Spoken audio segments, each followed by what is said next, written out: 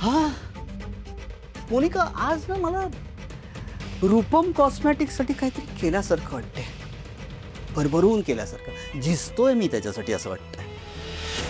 म्हणजे कणकण वाहतोय ना, त्याचं सार्थक झाल्यासारखं वाटतंय मला. देवा, ए तुला काही वाटतंय का तू हे बोलताना? हे रूपम कॉस्मेटिक्स साठी नाहीये सुरू. तुझी जी जुनी खुन्नस आहे ना त्या जगन्नाथ सोबत, म्हणून सुरू आहे तुझं सगळं. आहे माझी खुन्नस आणि ती पण जुनी आहे. म्हणतात ना, शत्रुत्व मुरत गेलं ना की ते अजून भयान होतं. तसं आहे. माझ्याच घरात येऊन माझी कॉलर पकडलेली, म्हणाला रस्त्यावर आणीन तुला.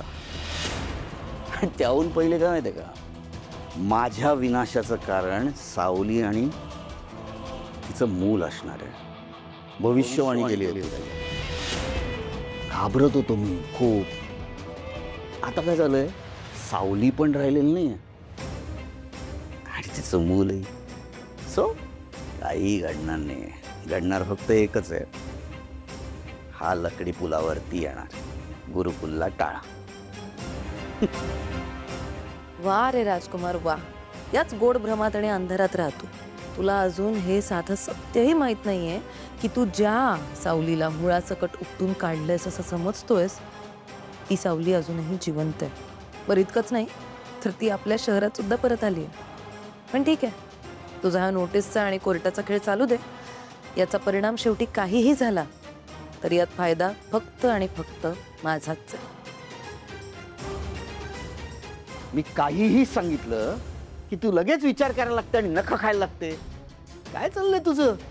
पण एक बरं झालं, आईनी परमिशन दिली आहे. मोनिका, ही सीलची नोटीस बघितल्यानंतर जगन्नाथ माझ्या अंगावर पिसाळलेल्या कुत्र्यासारखं अंगावर येणार. आणि त्यासाठी ना मला मसल पॉवर पाहिजे. खंड्या तिथे पाहिजे बा. खंड्या पाहिजे. फोन लागत नाहीये. तरी लाव, परत लाव, लावत राहा. त्याचा फोन ऑफ आहे ना तरी पण लावत राहा तू फोन. राजकुमार, मी तुला आधीच सांगितलंय, का त्या खंड्या वाचून तुझं अडतं मला खरंच नाही कळत. इतकी माणसं आहेत, दुसऱ्या माणसांना कामाला लाव ना तुझ्या. हो, कोणाला सांगू? सांग, तू सांग. नाही ना कळत, जरा शांत बस ना. हे सगळं काम सिक्रेसीमध्ये कोणालाही न कळता झालं पाहिजे.